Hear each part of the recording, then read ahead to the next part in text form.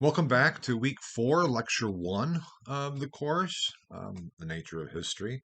By now, I hope you know what course you're in and what this is all about and where we're going from here. And by now, I know that most of you, or many of you in any case, have chosen your artifact for your project. And we've had some very good artifacts that I think will produce some exciting results with the analysis thereof. Some of you have chosen texts of different varieties and sorts, others objects. And I mean, a text is an object too. We'll be getting to that. I've already addressed that to an extent. But today we're going to be focusing on reading and modes of reading. And so if you've chosen a thing, i.e., not a book or a text or a document, which two are things, as I tried to stress in the last lecture and such. You may be wondering, why do I have to worry about how to read this thing? It's an object. And I hope this lecture will get you to start thinking about the extent to which, when we look at an object, a physical object, whether, and forget the books, because books are physical objects too, that is a very important point. But a rock, a building, a piece of artwork. One of you is doing a jacket from Vietnam War. Those types of things are objects, and how do we read those things? You might be thinking of when we read words. Kind of like with Hamlet. What are you reading, my lord? Oh, words, words, nothing but words. But reading, when we start to think about it and reflect on it, is a far more complex process than we often give it credit for, because we learn to read at a relatively young age, most of us in any case. And once we do, it's a little bit like riding a bicycle. But once you learn how to ride, you don't have to really learn it again, and we don't think too much more about what am I doing? I mean, I haven't been on a bicycle for years, but if I had to get on a bicycle, I would have to think a little bit, but not to the same degree of how I did when I first started learning to ride a bicycle. When you're concentrating, what do I do now? Same way with reading. Um, you learn to read, you learn letters and then words, what words mean, and how they fit together, what a sentence structure is. And yet, every once in a while, if you haven't had this experience, I hope you will, because it's an important one to have. Even though we are very comfortable with reading and don't think we have any problems with reading, we read just fine, we come across something that is difficult for us to read, whether it's because of the language, whether it is because of the sentence structure, whether it is because of the subject matter, and we're taken aback. And we have to work harder to read it. And why is that the case? What is reading, and what does that have to do with history? And if you've looked at the syllabus, you've noted that not this lecture, because this lecture is just called Modes of Reading, but the next several lectures are all titled Interpretation, with a subtitle. Like the second lecture for this week is Interpretation Questions. This too could be called interpretation, because anytime we read something, we are interpreting. Whether it is a series of letters and words, or whether it is a jacket, a rock. I'm sorry, I'm having a difficult time here coming up with good examples. Um, and so it's an issue of reading is not neutral. It is not something that we simply do like breathing. There's an issue of interpretation inherent with everything we read. So I hope what today's lecture will do is to get you to begin to think about reading. When you read something, how are you reading? What is involved? What are you bringing to it? What are you assuming? Because these are aspects that are important for interpreting your artifact. Because every artifact, regardless what it is, has to be read. That is the first point in the first part. So let's look at, again, the act of reading. Again, I already talked about learning to read. This is now the second slide. We do take it for granted. It comes more easily to some people than to others. There are issues with dyslexia or other learning abilities that inhibit our learning how to read. So we have to make compensation for those. If those disabilities or complications are recognized in sufficient time. And we get to a point where most texts, most words, most phrases that we come across, we easily read. We know when we're driving and come up to a stop sign that means stop. And we know that by the shape, the color, and so many other issues involved in conveying, communicating that directive of what we're supposed to do. But if you can't read, it'd be difficult to drive. My wife was working with a young woman a number of years back who was driving but did not have her driver's license. And the reason she didn't have her driver's license is she couldn't read to pass the test, the written test. And you think, oh my God, she shouldn't have been driving. Yes, indeed, she shouldn't have been driving. But my wife sat down and worked with her. And this is an adult woman with a young child and taught her to read sufficiently so she could pass her test. Because unless you can read road signs, you can't really drive very well, or you won't know where you're going. Yes, now there's the GPS is on phones and Google Maps. It will say turn right here. And if you know what turning and what right means, you can do that regardless of signs.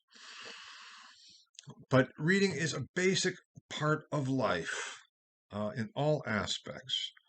Obviously, as university students, you all know how to read. That's not the point.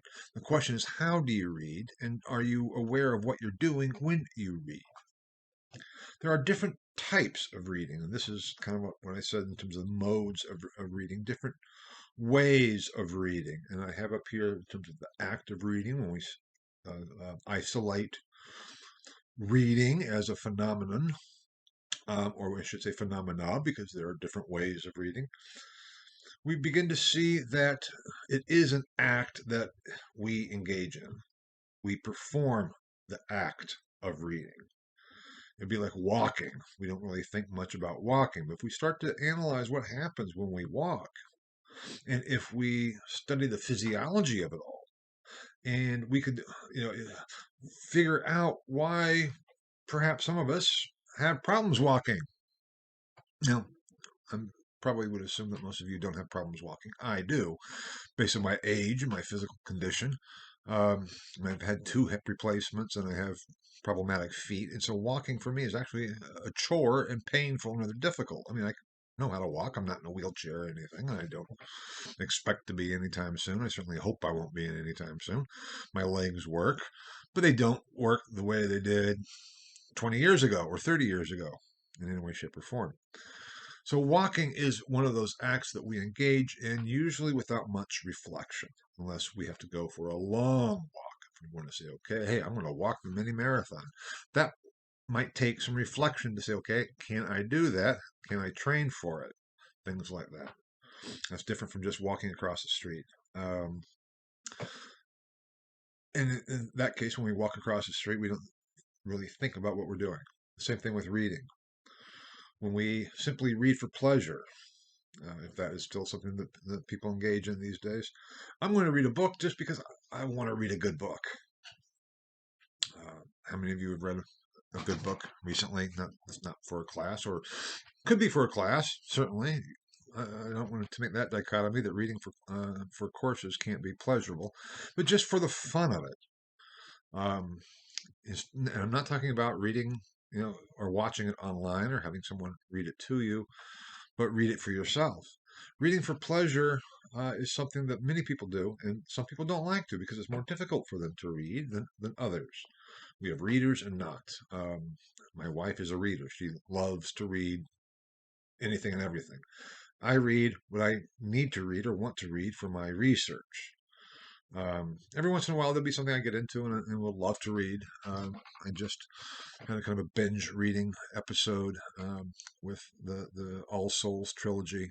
Deborah Harkness, I don't know if you know that, being a series being filmed now on some streaming thing. I'm not sure if it's Netflix or what.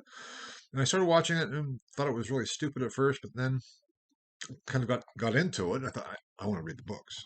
The books are more detailed, give more of the backstory, fill things out. And I started reading the books, and I couldn't put them down. It was pleasurable. It was an escape. It resonated with things within me. And if you know the All Souls trilogy, actually, it's not that I'm a witch or a demon or a vampire, but some of the issues involved. The manuscripts for one, but that's a whole other issue. I'm not going to give you a rendition of my reading of the All Souls trilogy. Um, but it was a fun experience. I didn't have to read it. I wasn't reading it for any purpose other than to enjoy it. So reading for pleasure is something we do, and we often don't reflect on it other than, gosh, I spent too much time reading all that.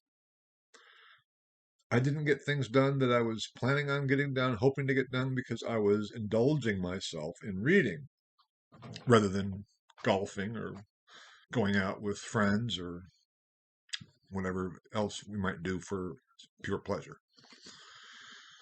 But that is not really the type of reading that I'm talking about here in terms of our artifacts and academic reading, which is a different issue. How many of you pick up a textbook of any course and read that for pleasure? Oh gosh, I am so kind of just bored. I want to get away a little bit. I'm going to read this textbook on Western civilization for the fun of it. I don't do that either, believe me. Because most things that we read in school, unless it's a literature class, are not designed to be read for pleasure. And we've gotten away from reading, and as an instructor, it's very frustrating for me when I have students say, I'm not going to read, that's too long, I'm not going to read that. And it's not just students, it's also, my first book that came out was very long, and one of the reviewers, was very positive about it, but it was basically saying it was far too long. Think, what? Why? If someone is interested in the topic and the subject and wants to learn what is in that book, then you're going to be motivated to read through it. But we've gotten away from that with the internet and everything else, and that's a whole other issue, which is very important and interesting in and of itself, but it's not really what I'm talking about today, even though it also is worthy and merits reflection as such. But I just wanted to point out that with this or contrast between reading a textbook or reading something that is assigned in class from reading purely for pleasure. Different types of reading. Now, sometimes we read for information, whether it is on the internet, on our computers, or on newspapers, for example. Those types of reading is often what we mean by information. We want to see what's going on in the world, so we look at the headlines, skim an article or two. We want to know what the latest controversy is going on in Washington, so we look at the headlines and skim the articles, whether it's online or print. And we get information. Information is one means of communication get information from one person to another. The announcements that I posted for this class present information. And when you read those, you're not trying to analyze what is what's behind that? Why did he choose that word? What does he really mean by this? You're simply trying to get the information that is needed. The syllabus for this course, and I hope all of you have read the syllabus. I'm assuming no one read it for pleasure. Oh, I am so bored. I really don't know what to do. I know. I'll read the syllabus for History 217. That'll be fun. I hope you read it because there is a lot of information there that you need to know. Now, there's some information that you don't necessarily need to know, but you might want to have available for you. Um, I know some of the university policies and regulations. Most students in this course, as in every other time I've taught this course and in every course I've ever taught, most students have no need to know those things. But if you do, it's important that you have access to that information. So, reading for information is a very different type of reading than reading for pleasure. It is reading to learn something about something.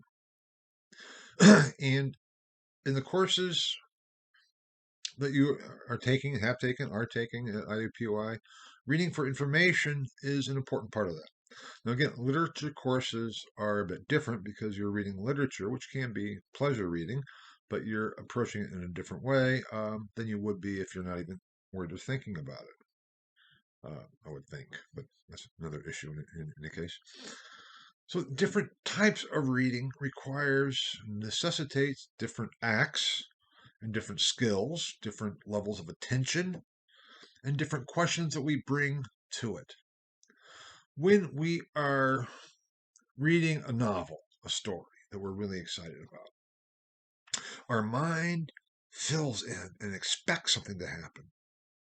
And the surprises always come when, like, we didn't expect that. Or, oh my gosh, I wasn't expecting that. Because it is this relationship with the text that you're reading. It is getting into you as you by the process of reading, and you are bringing to it what your expectations are, consciously or not. There's been a fair amount of work done on the theory of reading, the philosophy of reading, and how that all works, and how our minds are always ahead of the text, so to speak. We follow along, and then oops, and that's what makes for good writing in some cases, especially with murder mysteries. If you, from the very first page, think you know who did it, whatever it might be that they did, and then just in the course of the next 200 pages, um, it's revealed that yeah, you were right, that person did it. That's too boring because it's too expected. Those twists and turns that kind of jar us, um, not expected. That's what makes for the excitement of reading a mystery novel or something along those lines. Now, I have up here that too that after reading for information, I have unconscious reading. And much of reading for information, much of reading for pleasure, we do unconsciously. And I don't mean that we're, unconscious as we're reading, but we're not reflecting on what it is that we're doing. We just do it. That's what I said earlier on in terms of almost the involuntary nature of reading once we learn how to read. For the academic reading, we need to be conscious of what we're doing. We need to be aware of how we're reading. We need to be aware of our expectations that are involved in making sense of whatever it is we read. Now, if you've had a foreign language, if you've taken a foreign language, which I would assume that most of you have in high school or here at IUPUI, you meet then again the difficulties in reading because you're faced with a language you don't know. You cannot read unconsciously a foreign language. You have to think about it. You have to study about it. You have to try to remember, what does this word mean? Now, with most Western European languages or Indo-European languages in a case, the alphabet is more or less shared. But if you're trying to read Greek or Chinese or Russian, you also have to learn a different alphabet before you can even begin to learn the different structures of sentences and how it all works and the conjugations and declensions and put those all together. It's a very much more, it's a much more complicated process than we often realize in our daily to-day lives when we're just reading for information or unconsciously or reading for pleasure. We take it for granted because it has come so natural to us and we do it so often and so quickly. It's being caught by that foreignness of reading something that we don't understand that causes us to stop a moment and say, what? Why don't I understand this? Well, number one, maybe it's not written in an alphabet that I even recognize. Number two, I don't understand the structure or how it all works, or what's a verb and what's a subject and what's the predicate and how does that all work and what is attempted to being said. It causes us to pause and to work hard at sometimes until we become so familiar with that foreign language, whatever it might be, including English for those of you who are not native English speakers. I'm talking about just not your native tongue. I'm not trying to say this, English is the only true language and everything else is a foreign language, because that's certainly not the case. And I've been told that, that we should be very grateful that our native English speakers should be grateful, because English is so difficult to learn, actually, if it's not the way you think. If you also have taken a foreign language, you know that the structure is different than it is in English. Verbs often in many of the languages come at the end. There are different ways of indicating the function of words in sentences. There are different sounds. So the letters signify something different in different languages and different linguistic systems than they do in English. And it's difficult to put it all together. I remember as a graduate student, I was in Germany for a while and taking a paleography class, handwriting, and especially in 16th, 17th, 18th century German handwriting, it's horrific. And the instructor, this is in German, this is modern German. I could deal with that sort of. I wasn't all that great with German, but I could follow along what was going on. But I had a hard time reading the actual writing, the script. I kept forgetting, and so often in German, but also then in Latin, what we call the letter I, a straight line, called a minim in Latin, with a punt on top of it, a point, is pronounced E. I had a hard time. And what we call an E is pronounced A. I knew that. But yeah, as I'm following along, trying to make sense of this, I'm saying, that's not an E, that's an I. No, wait a minute, that's right. And I'd lose, that's not an A, that's an E. Because the symbols meant something different than I was bringing to them and that I assumed was the case based on my own language. That is the foreignness of a language that is not our mother tongue, as we said, that is not our first language that we've grown up with. Academic reading, in some ways, is like learning a foreign language.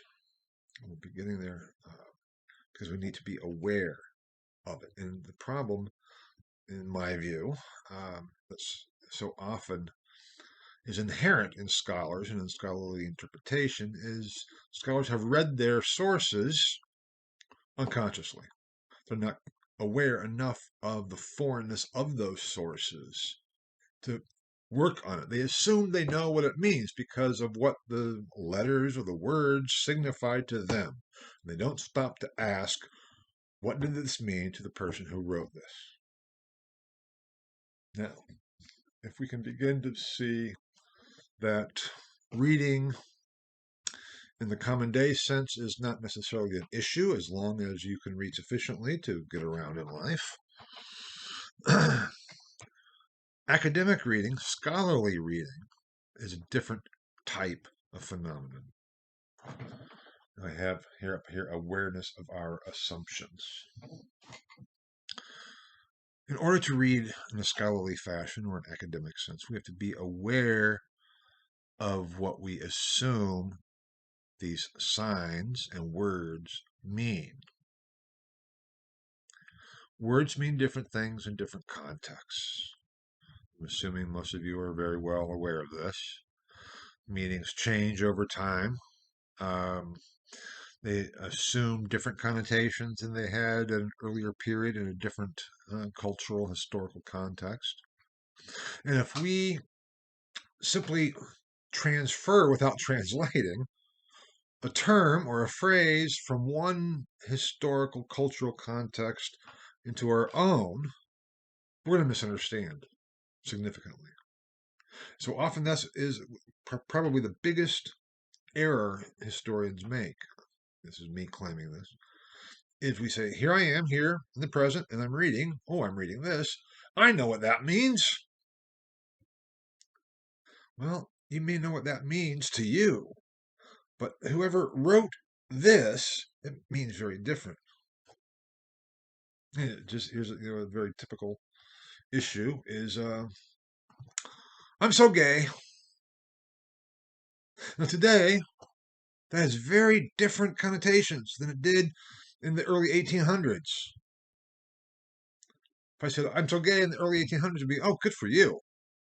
Just meant happy, lighthearted.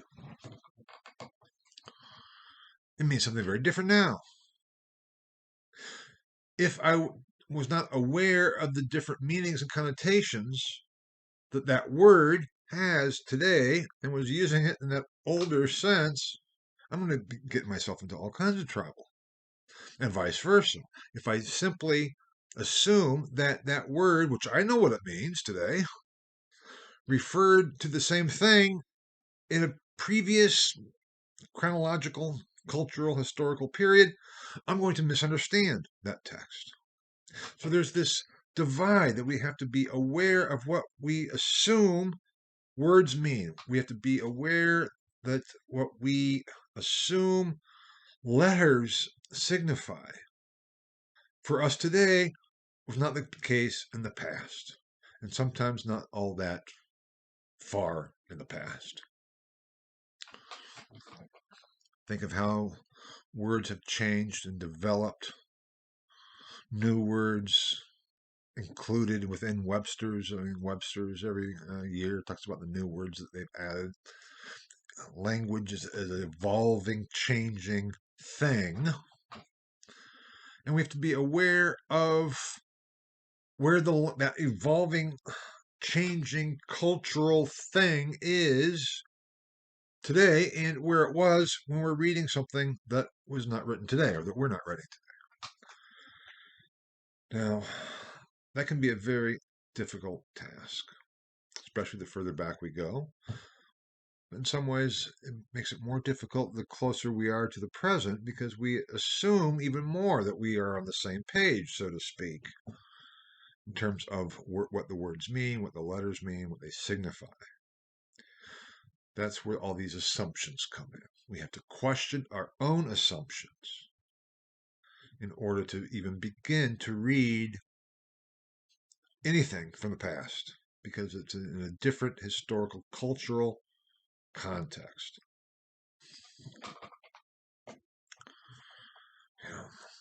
The World Wide Web. I still don't really know what it is. I don't know the difference between the World Wide Web and the Internet.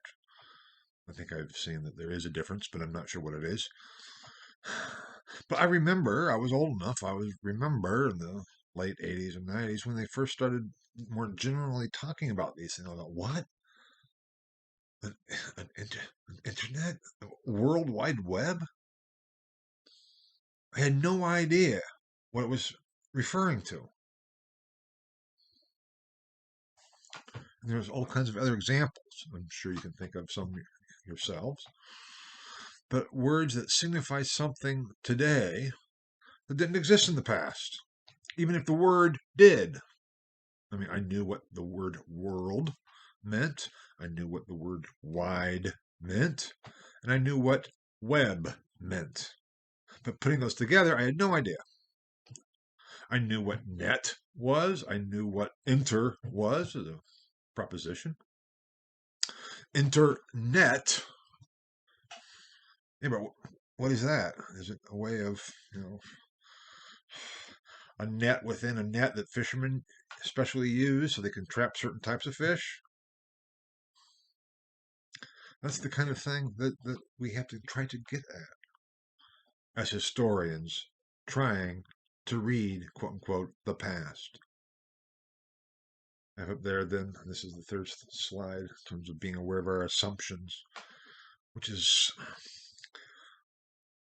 far more easily said than done. To really be aware, consciously ask ourselves, am I assuming something here? And that gets me then to a thick reading. I'll be talking a couple of lectures later about a thick reading again, thick interpretation, thick description. Because one of the things I will want you to do with your artifact is to present a thick description of it. This actually comes from the anthropologist Clifford Geertz. And I addressed this previously, I believe, in a lecture talking about the differences between winks and ticks. Because he said, when I close and open my eye quickly, the phenomenon is the same. I know what a wink is, but a wink can mean different things in different contexts. Or it could just mean that I have something in my eye or a tick.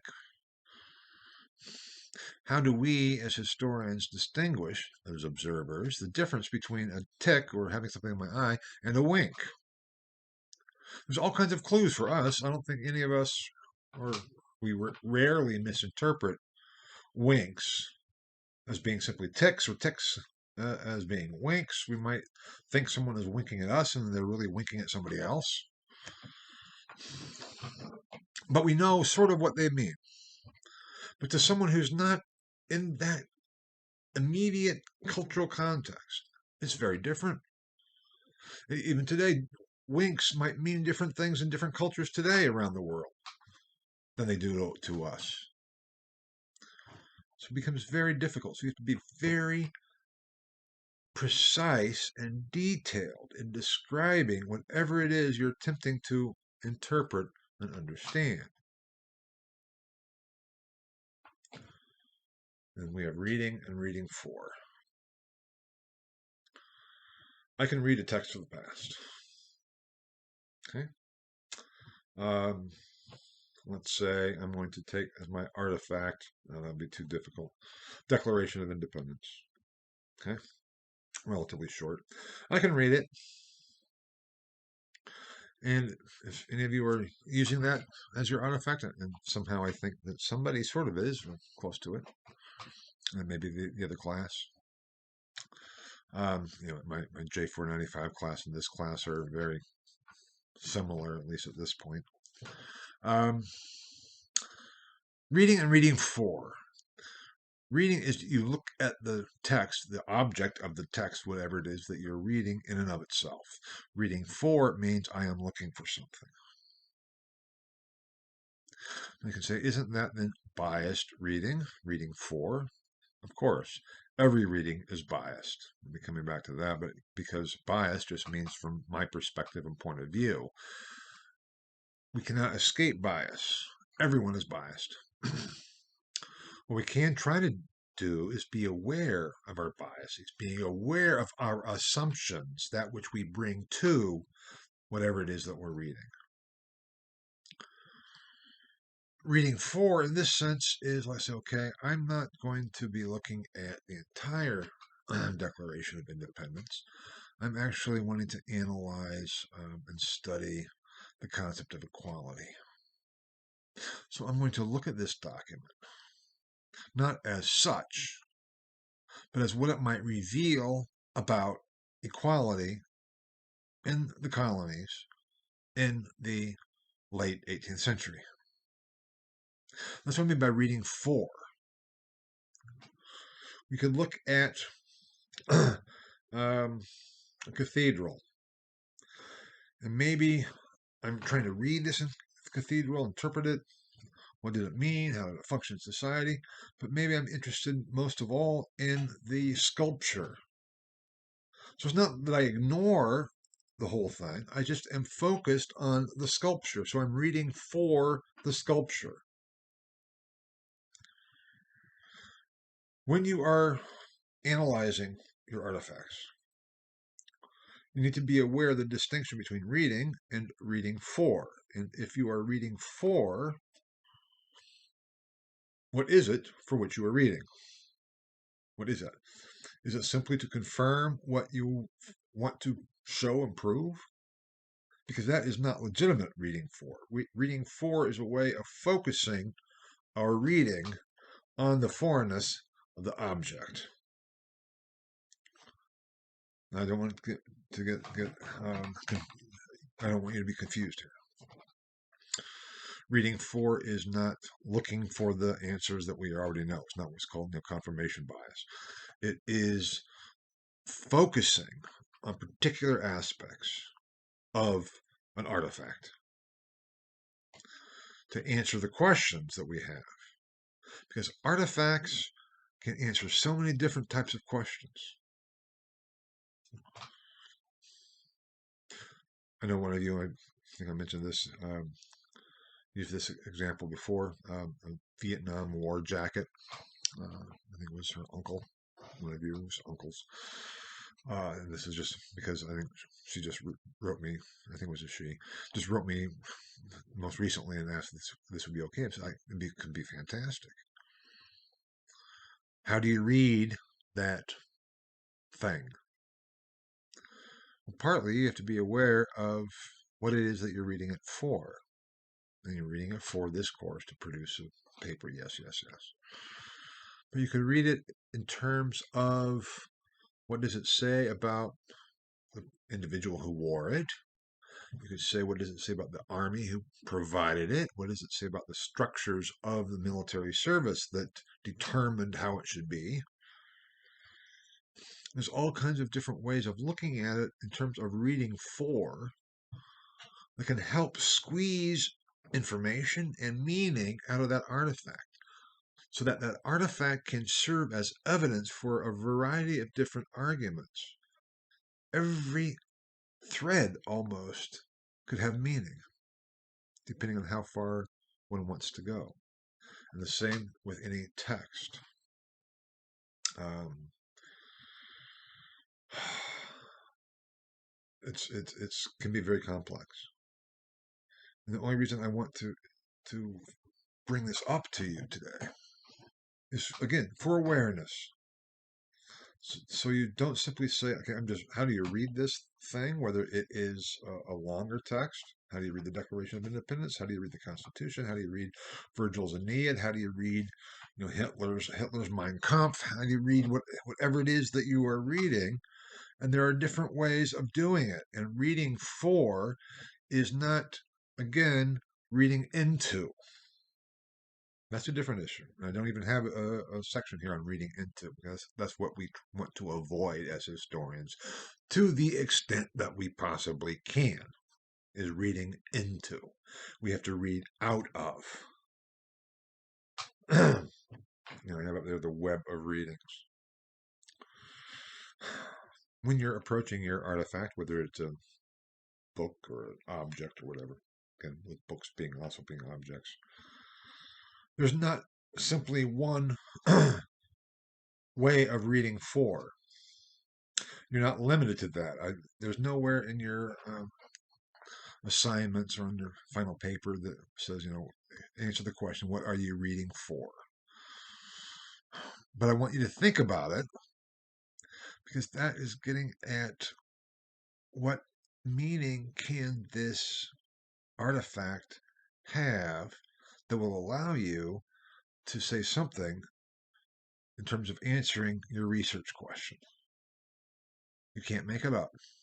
It has to be there and verifiably there.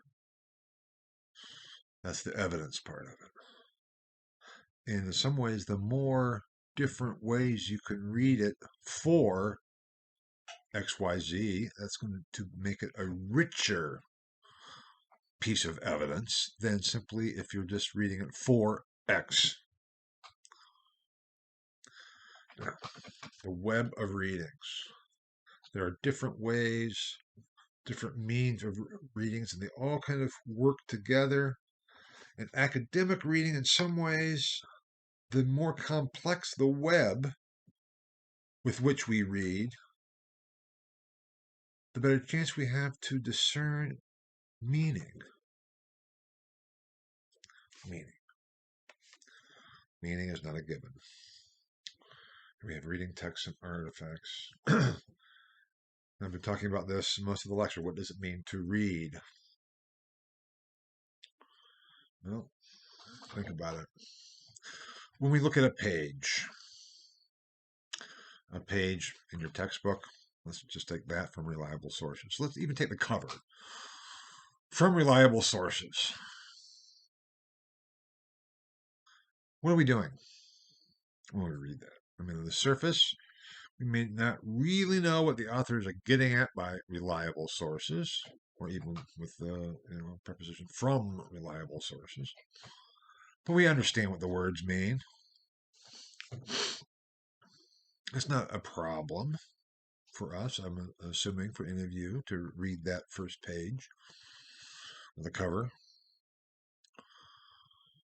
But what is it that you're doing? You're looking at letters formed in some sort of a combination that convey something to you. Those letters do not mean anything in and of themselves. I've already made the example of other languages. We could translate the meaning from reliable sources into different languages, and they would have different letters there, even if the quote unquote meaning was the same, perhaps. So it is based on people who can read English. In English, those markings, because that's what all they are, they're just markings on a page with no meaning unless we bring meaning to them. Within the system of English, we then almost immediately recognize what those letters are if we know English. And if it's our native language, we know it. We do this even more subconsciously. And we have our dictionary or a lexicon, the meaning of words that we've learned over the years in our heads. So we know what from means.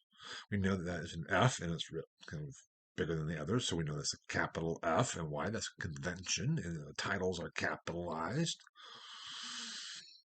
We know that that next mark is an R, and then followed by a circle or an O, and then a sign for McDonald's, an M, golden arches and all that golden. But we see those three distinct markings. We instinctively recognize it as, oh, that's from. I don't even have to think about it or figure it out. But the point is, those markings we have just become accustomed to, and we assume that's what it is.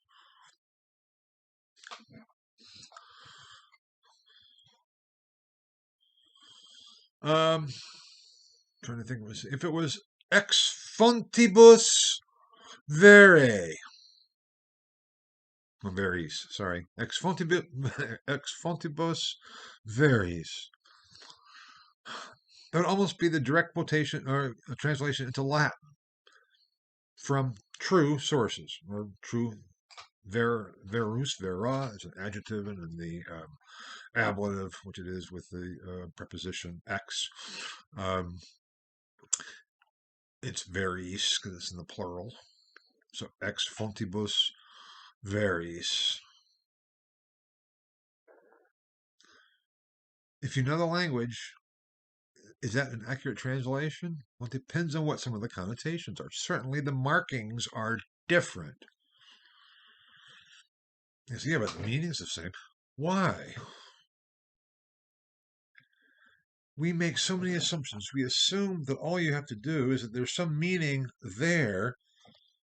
And if it's in one system, we can simply go up, over, and down, and have the same thing in another system. That too we have to question. If you have had foreign language, if you've had any kind of experience and practice translating things, you know translation is incredibly difficult because in some ways nothing could ever be translated.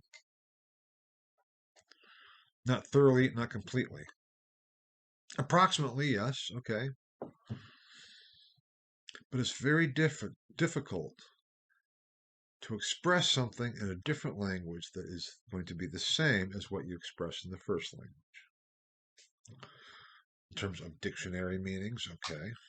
But just turns of phrases, connotations, associations, all those assumptions that are inherent within the linguistic system itself, inherent within the language itself, and the cultural construction that all language is. You see, this is getting pretty difficult, isn't it? Complex. Do you really want us to have to analyze every word? Yes, I do. Every letter of every word? Yes, I do. You wouldn't get very far. But that would be a thick reading if you took it that far. Historians have to assume things. And here we have what we bring to what we read.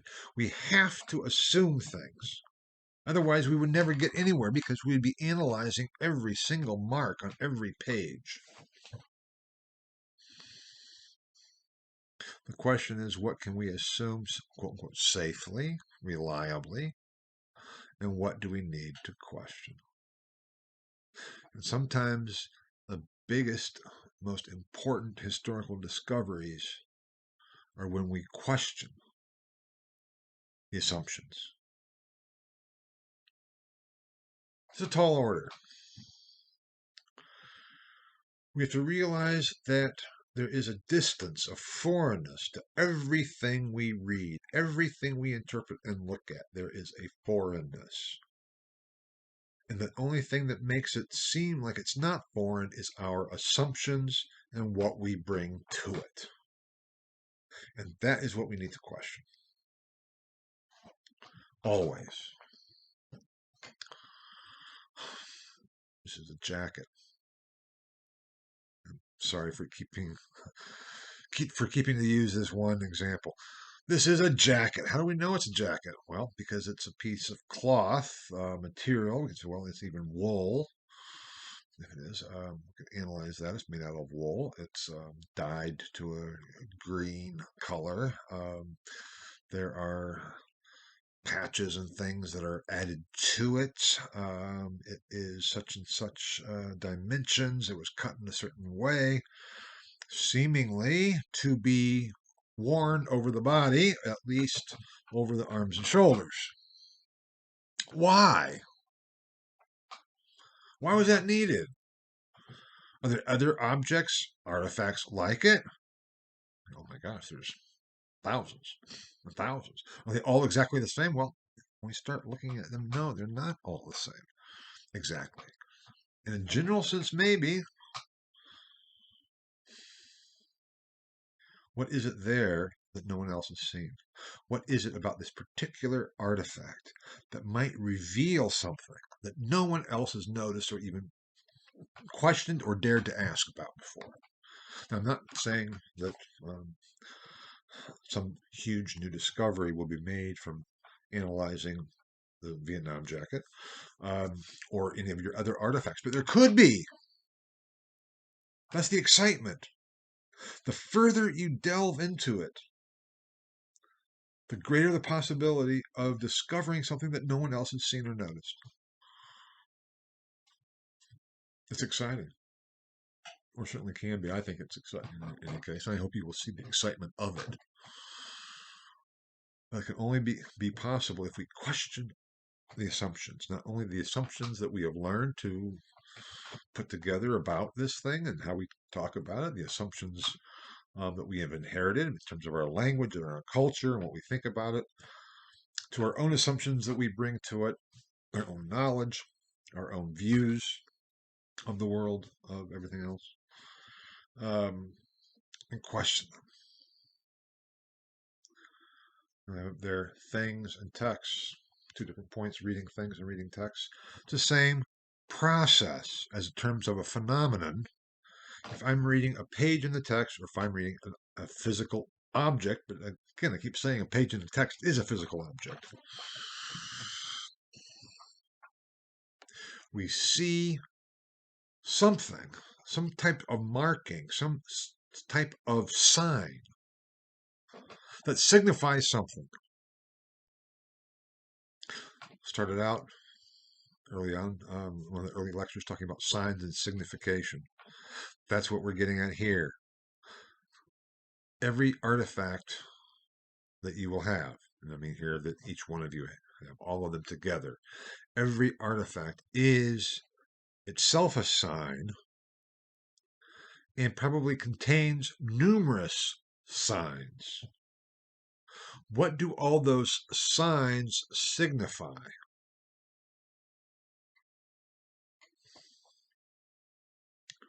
Because things question us. Why is it here?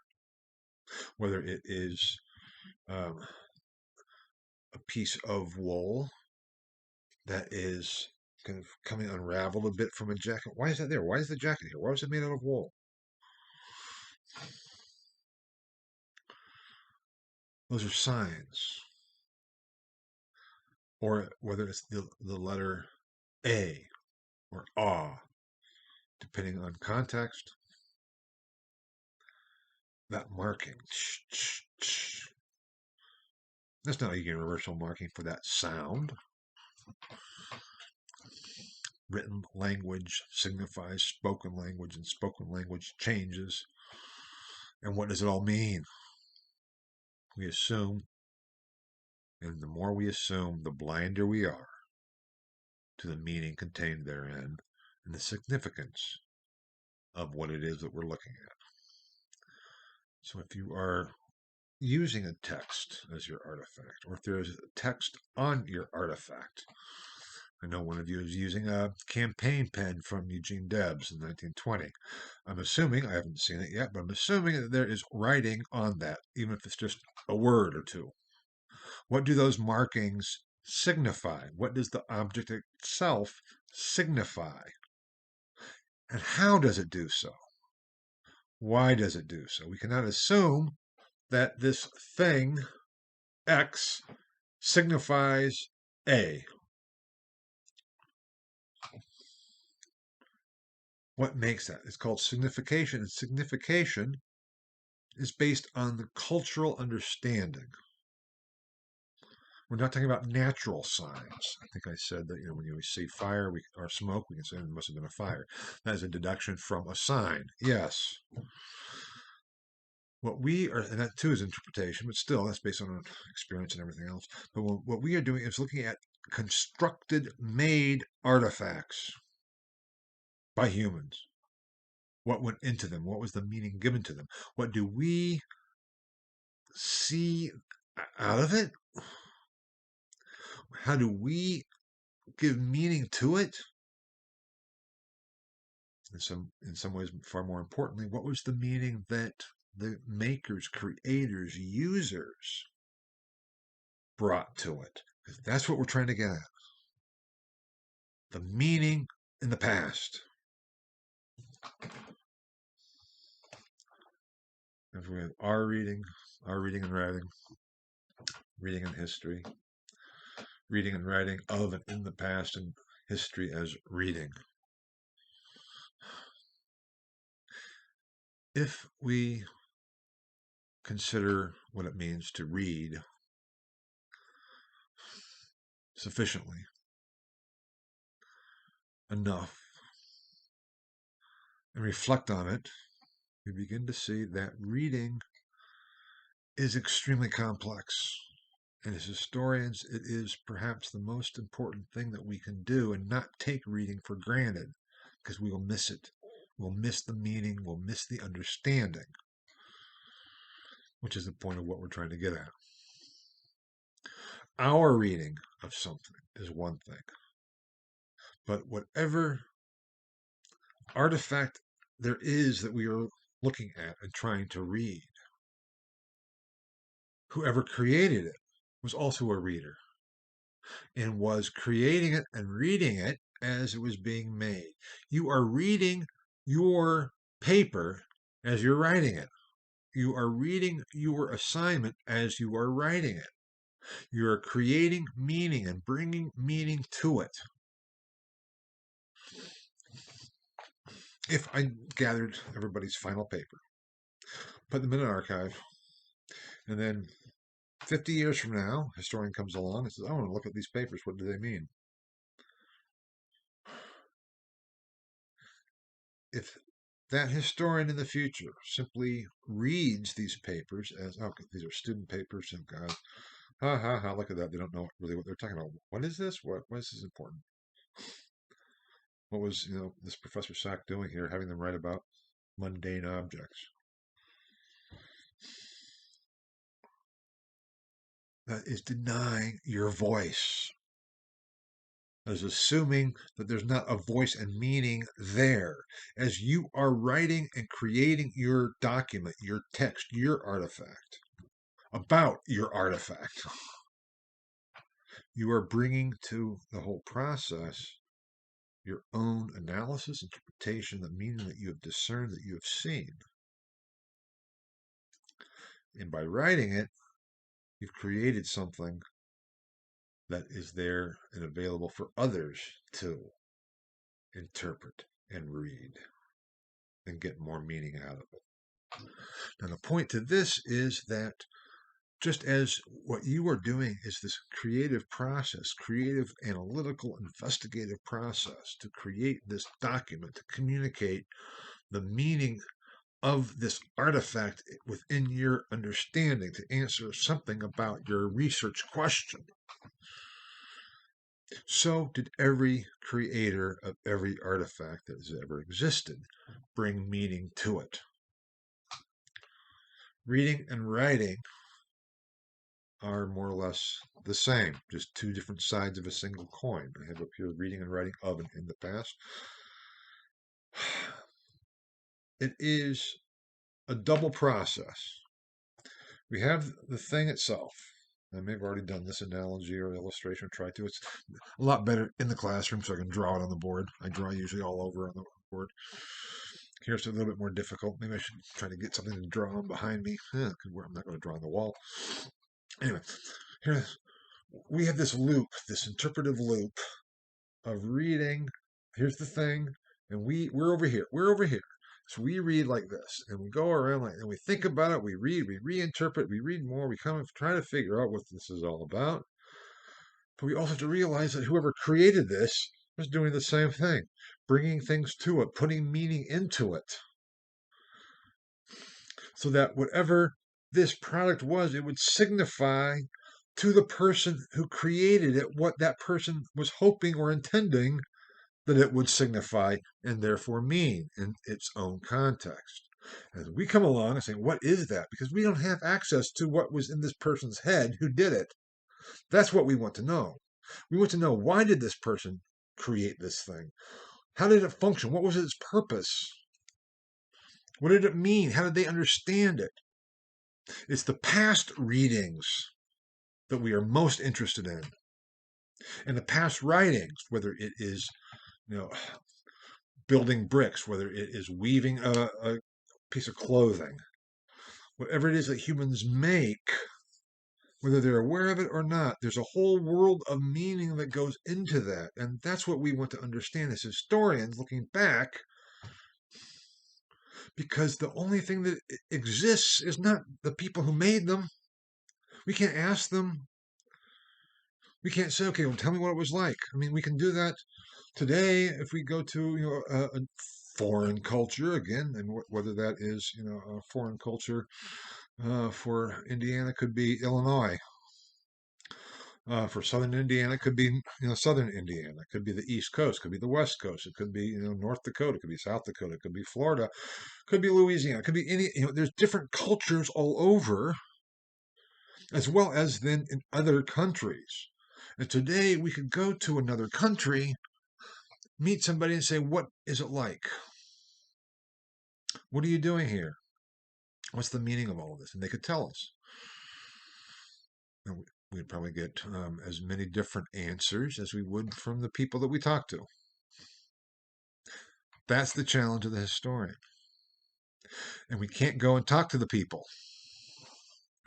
But we do have those things that they have made that signify that lived experience of something that no longer exists, but that somehow made us who we are today in some fashion, in some part. That's what we're getting at. And in this light, the very discipline of history is simply reading. Reading what has been written, reading what has been constructed, what has been made, the signs that signify something somehow. And that's what we have to figure out. And it's an extremely difficult process. It's an extremely difficult task. But it is the only way we have any access to, quote unquote, the past. Because the past, again, to repeat myself, does not exist except as present, in the present, in the artifacts. Every artifact has to be read. Be aware, think about it, reflect on your own reading and what reading went into the creation of the artifact that you're studying. So much for reading. We'll continue with the next lecture this week on asking questions, because that will really get at how we read in some ways. We'll get at that reading for issue. And it all starts with asking a question. Historical research starts with questioning. How? Why? What? Where? Why? Whom? When? Questions is what we don't know that we're so interested in knowing. Why history is so important for our understanding of ourselves. Okay, I'll be back. I hope this has helped. Think about reading as you are reading and working it out as you go through your assignments in this course. If you have any questions, as always, simply write, and I'll try to respond as soon as I can. Okay, see you next time.